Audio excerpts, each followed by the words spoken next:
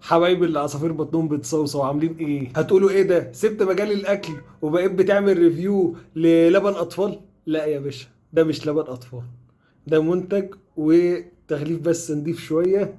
وتعالوا نشوفها مع بعضنا النهارده. معانا 2 شيبسي، دول الاتنين من لايون. ده ترافل بارميجان اللي هو فطرة ترافل والجبنة البارميجان. وده ترافل بيستو، يعني برضو نفس الفطر بتاع الترافل مع الريحان.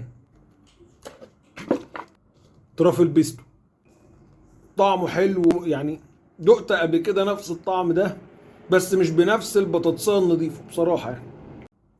انا مخزن الطعم في ايه في دماغي، فبحيث ان انا ادوق ده كمان واقول لكم مين الاحلى.